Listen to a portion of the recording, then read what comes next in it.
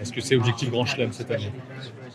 Ouais, on joue toutes les compétitions et tous les matchs pour les gagner. Après, on sait la difficulté que c'est. On l'a eu fait, mais on est aussi passé à côté. Donc, on a cette expérience-là. Mais évidemment que le but, c'est de garder le trophée cette année. Il y a un moment que tu côtoies ce groupe.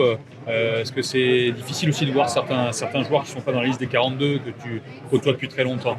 Ouais, bien sûr, mais surtout quand c'est des potes, on a toujours envie de jouer avec des mecs qu'on apprécie. Après, le staff fait ses choix, c'est arrivé à d'autres aussi, et je pense que ça va leur permettre que de revenir encore meilleur. Ça reste de grands joueurs, et puis le tournoi c'est long aussi, donc il y a de grandes chances qu'on en ait besoin avant la fin aussi. Avec l'absence de Romain, tu pourrais t'associer à Mathieu Jalibert. Qu'est-ce que ça change rugbystiquement? C'est pas les mêmes profils. Non, mais ça c'est plus pour l'équipe en général où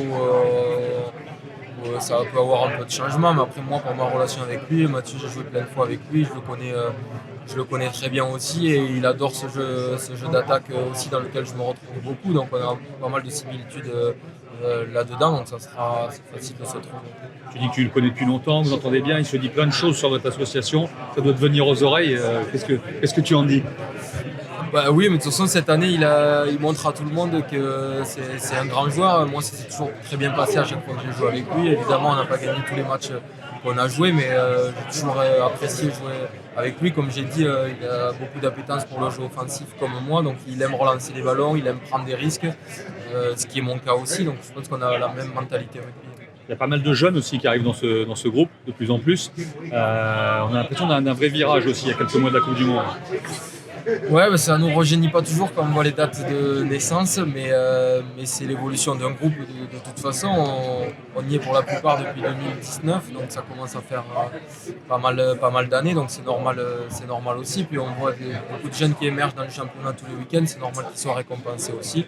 Ça apporte que de l'émulation au groupe et ça peut que lui permettre d'être meilleur. Antoine, tu étais blessé contre l'Irlande, tu reviens contre l'Irlande. Et Fabien nous disait la semaine dernière qu'elle était bluffante dans la manière de rétablir, reconstruire. Ça t'a paru long, toi, mais tout quand même, non? Bah, ça a été long et très dur, mais si je savais que j'allais revenir dans ces conditions-là, j'aurais signé de suite. Il n'y avait rien d'acquis au départ. Les premiers mois étaient très durs, très douloureux. Donc je savais pas trop quand j'allais revenir. Donc au final, ça a été quand même une période assez courte, j'ai envie de dire, pour ce genre de blessure. Donc aujourd'hui, j'en suis très content et surtout content que ça soit derrière moi. Pourquoi il y a de la revanche dans l'air par rapport à l'Irlande? Derrière, ce qui se passe à Dublin, etc. Non, il n'y a pas de revanche dans l'air. Pour moi, c'était vraiment un accident de jeu. Donc il n'y a aucune vengeance ou revanche de ce côté-là. Je le prépare juste comme le premier match du tournoi à domicile contre une très grosse équipe d'Irlande. Ça fait déjà assez de choses à préparer.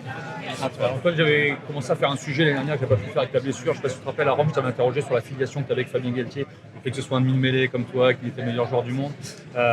Juste sur les échanges par rapport à la stratégie, quelles sont la nature des échanges que tu peux avoir avec lui? Bah, des échanges qu'on peut avoir un capitaine avec son coach, mais évidemment un demi-mêlée avec un ancien demi-mêlée qui a eu une grande carrière, notamment internationale. Donc c'est important de pouvoir s'appuyer sur ce genre d'expérience-là. Même après quand il entraînait, même quand il n'entraînait plus, il se tenait très à jour de ce qui se faisait dans le rugby international. Il a beaucoup voyagé, il s'est beaucoup renseigné. Donc il faut savoir se nourrir de cette culture-là qu'il a acquise. Et puis forcément, on se retrouve vite quand on parle de jeu. On n'a pas besoin on est vite sur la même longueur d'onde. Vous vous nourrissez mutuellement? Bah, je ne sais pas si c'est mutuel. Moi, j'essaie de m'en nourrir en tout cas. Dans le sens, je ne sais pas tout le monde. Antoine, do you think the title will be won and lost in Paris, William Ireland and England at home? Yes, it's always an opportunity to play at home in front of fans, but